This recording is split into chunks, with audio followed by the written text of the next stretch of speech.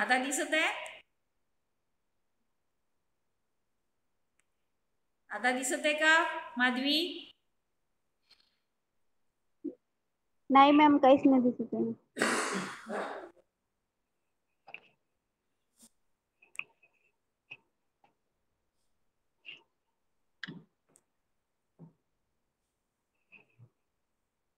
दिसत आहे आता?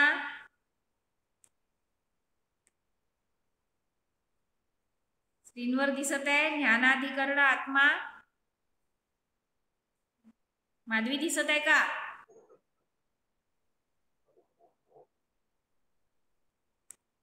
आवाज येत आहे माधवी? आता दिसलं होतं मॅम, परत केलं. बरं बरं, आता दिसत आहे? आता हो दिसत आहे. ठीक आहे. पहा आता हे लिहा मग आत्मलक्षणम किंवा आत्मलक्षणम लिहिलं तरी चालेल. आत्मलक्षणम ज्ञानाधिकरणम आत्मा म्हटलेला आहे. ज्ञानाधिकरणम आत्मा, त्याचा अर्थ लिहा ज्ञानाचा आश्रयाला, ज्ञानाच्या आश्रयाला, ज्ञानाच्या आश्रयाला, ज्ञानाच्या आश्रयाला आत्मा असे म्हणतात. ज्ञानाच्या आश्रयाला आत्मा असे म्हणतात. ज्ञान ज्ञान ज्ञान नॉलेजच्या आश्रयाला आत्मा असे म्हणतात. ज्ञानाधिकरणम आत्मा असं म्हटलंय कारण द्विविधम आत्मा असे म्हणतात. द्विविधम, तो दोन प्रकारचा आहे. द्विविधम म्हणजे तो दोन प्रकारचा आहे. आत्मा दोन प्रकारचा आहे. आत्मा दोन प्रकारचा आहे. पहिला प्रकार आहे जीवात्मा, जीवात्मा, आणि दुसरा प्रकार आहे परमात्मा, जीवात्मा आणि परमात्मा.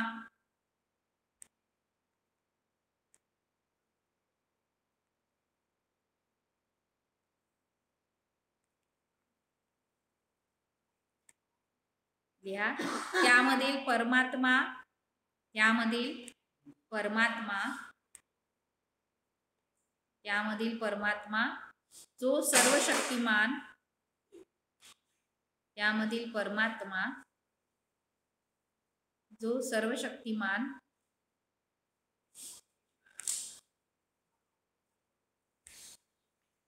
त्यामधील परमात्मा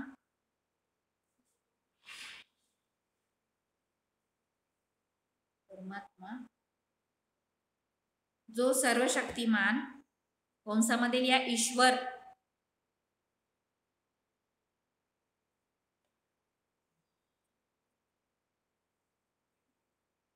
तसेच कंस पूर्ण करा, ईश्वर फक्त कंसात राहणार.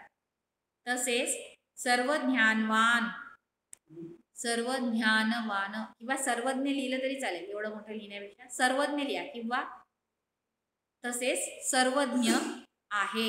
सर्वज्ञ म्हणजे सर्व जाणणारा, आणि एक आहे, आणि एक आहे. परमात्मा काय आहे? सर्वशक्तिमान, सर्वज्ञ आणि एक. परमात्मा म्हणजेच ईश्वर सर्वज्ञ, सर्वशक्तिमान आणि एक. सर्वशक्तिमान, सर्वज्ञ आणि एक आहे. सर्वज्ञ, सर्वशक्तिमान आणि एक आहे.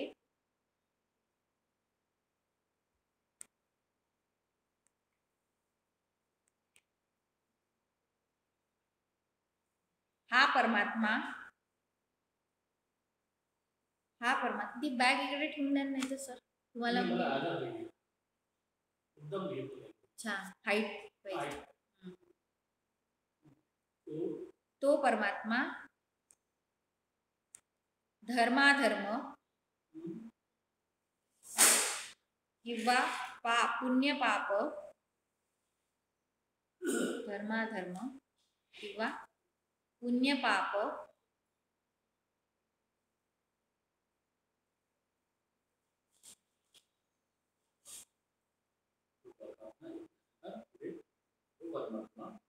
धर्माधर्म किंवा पुण्य पाप, तुमच्यासाठी तो टेबल ठेवून घेऊन येतो आपण,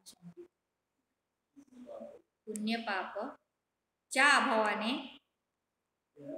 अभावाने त्यांच्याच फलस्वरूप सुख आणि दुःख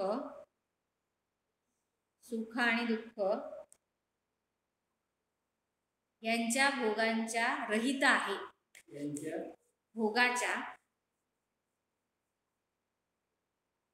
रहित आहे, म्हणजे सुख दुःखाच्या पलीकडे आहे या अर्थाने. नंतर या जीवात्मा प्रत्येक शरीरामध्ये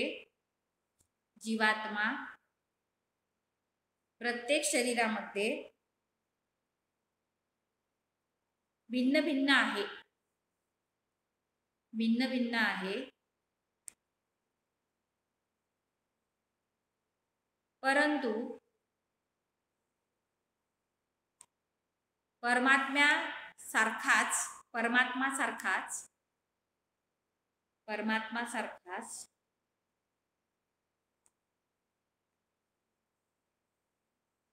जीवात्मा सुद्धा नित्य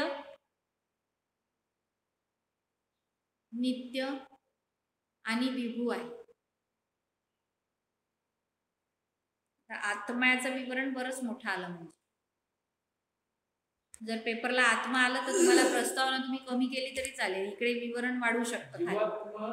आणि परमात्मा विभू आहे म्हटलंय, विभू. हा, मी तेच विचारेल, विभू म्हणजे सर्वव्यापी म्हटलंय त्याला. तर मला असं वाटतं की सर्वव्यापी या अर्थाने म्हटलं असेल की आत्मा एक शरीर सोडल्यानंतर दुसरं शरीर धारण करतो ना, मग ते शरीर पशुचं, पक्ष्याचं किंवा झाडाचं, हा, तर म्हणून मग तो विभू असं म्हटलंय वाटते, सर्वव्यापी असं.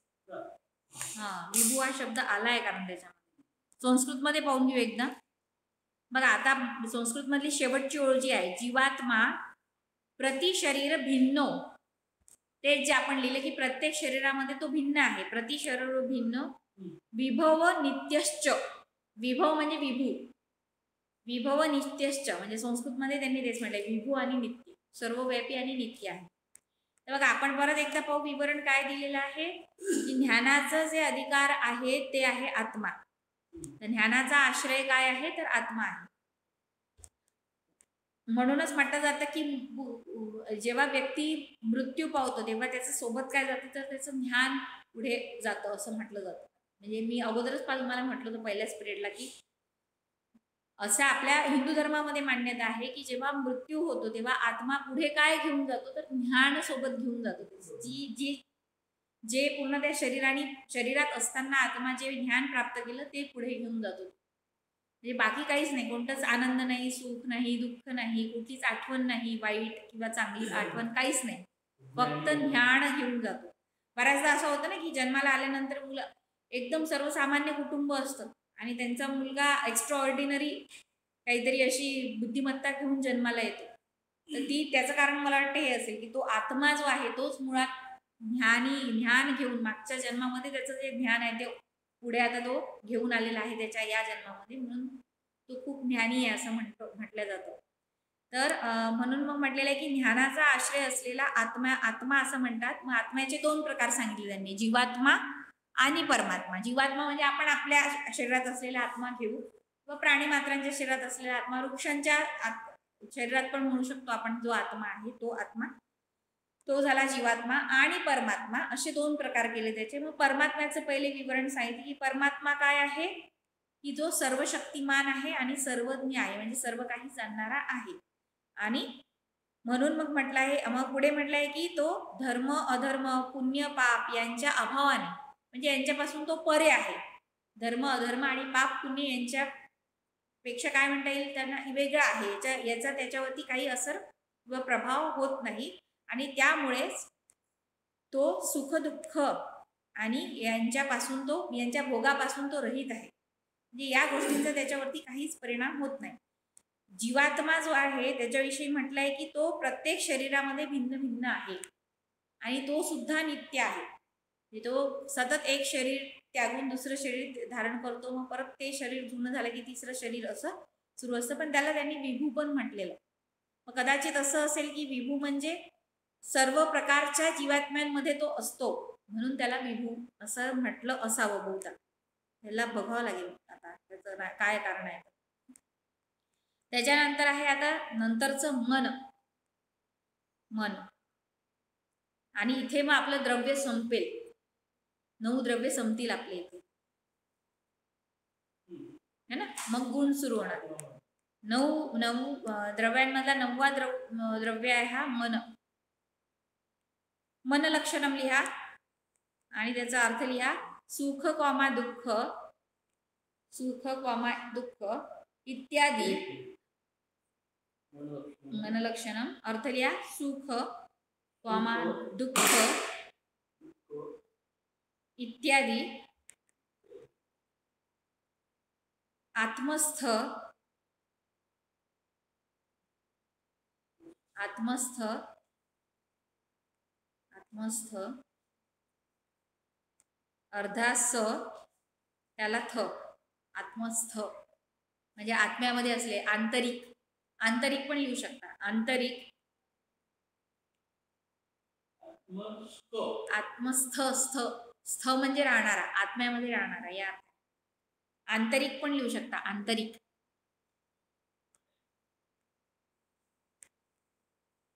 गुणांची उपलब्धी, गुणांच्या असल्या गुणांच्या उपलब्धीचे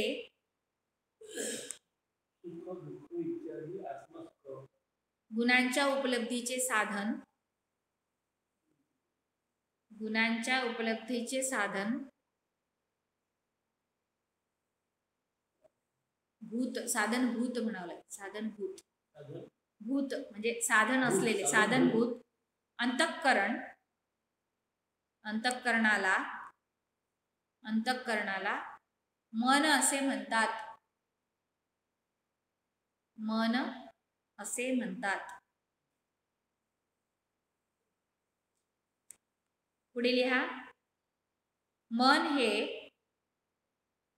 हे प्रत्येक आत्म्यामध्ये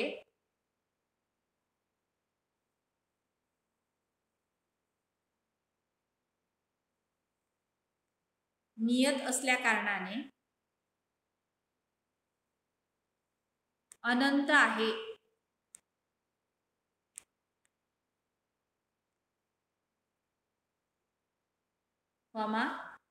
तसेच ते परमाणुरूप अर्थात सूक्ष्म तसेच नित्य आहे.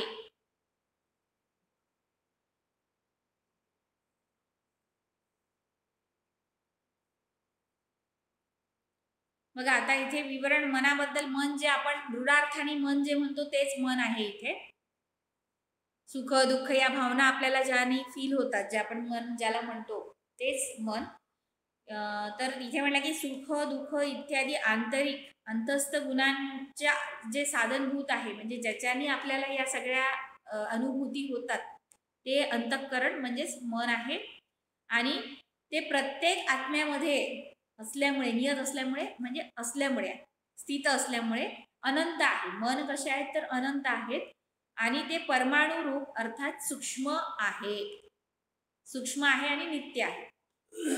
ठीक आहे. तर इथे आपलं तर्कसंग्रहातलं द्रव्य लक्षणम जे होतं ते 9ही द्रव्य झालेले आहेत. पृथ्वी, आप, तेज, वायू, आकाश, दिक, काल काल, दिक, आत्मा आणि मग मन. ठीक आहे. हे 9 प्रकारचे द्रव्य आपण बघितले. आता नेक्स्ट जो पॉइंट आहे तो आपण पुढच्या पिरियडला बघू. त्याचे हेडिंग टाकून ठेवा फक्त. पुढचा आहे मॅम ते सगळं प्रकरण. काय म्हणते? ती सगळ्यात शेवटचं ओळ आहे ना ती. मन हे प्रत्येक आत्म्यामध्ये. ते पुन्हा सांगा, मला ऐकायला नव्हतं.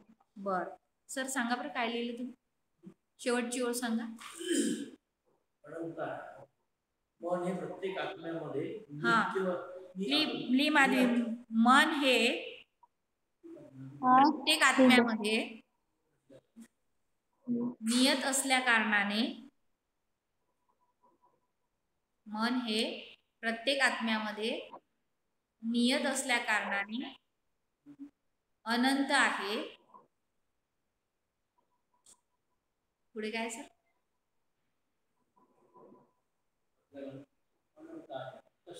तसेच कॉमादेशील मध्ये तसेच परमाणुरूप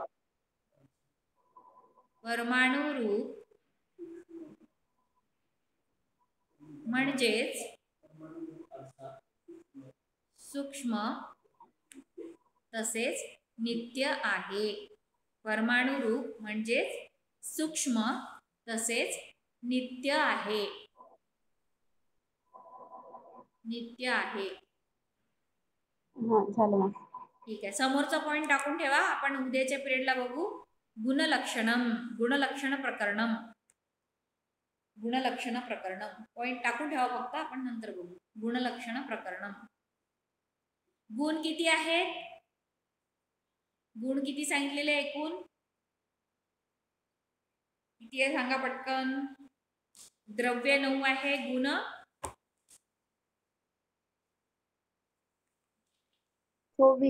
24 आहेत. बरोबर, 24. ठीक आहे, म्हणजे बराच मोठा आकडा आहे. आता आपल्याला 24 गुणांचं रूप, रस, गंध वगैरे जे काही आहे सगळ्यांचं विवरण बघायचं आहे. ठीक आहे, सोपा आहे ग्रंथ हा, तेवढाही कठीण नाही आहे आपल्याला वाटतं तसं बाकी तत्वज्ञानाच्या ग्रंथांपेक्षा बराचसा सोपा आहे हा. आणि तुम्ही जे बघत आहे ते सगळं आपल्या अवतीभोवतीचं जग आहे. काही जगा वेगळं नाही आहे. जे आपण अनुभवतो त्यालाच त्यांनी थोडेसे वेगळे नावं देऊन पण डिस्क्राईब तर तेच केलेले जे आपण मानतो. तुमच्याजवळ ज्या नोट्स दिल्या ना सर त्याच्यात आहे, बघाल त्याच्यामध्ये मराठी. माझ्याजवळही नाही आहे मराठी, कारण मीच ते हिंदीत वाचते आणि तुम्हाला मराठी ट्रान्सलेट करून सांगते. मी माझ्या मराठी लिहिलेल्या आहे नोट्स, त्या बघायला मी नाही बघितल्या. मॅडम जवळ होत्या त्या, माझ्याजवळ तर आहेच नाही. हा, तर माधवी आणि प्रियंका समजलं आज जे शिकवलं ते? हो मॅम. ठीक आहे, तर आज आपण इथे थांबू. आता पुढच्या पिरियडला आपण बघू आता समोरचे गुणलक्षण जे आहे ते, आणि उद्यापासून थोडंसं आपण जो फर्स्ट पेपर आहे आपला त्याच्यातलं वरुण सुक्त जे आहे ते पण घेऊ. ठीक आहे, दोन्ही पेपर आपल्याला सायमल्टेनियसली पुढे चालवायचे आहेत. ठीक आहे, मग आज आपण इथे थांबू आणि उद्याला समोरचा भाग बघू. मग नमो नमः, पुनर्मिलामः.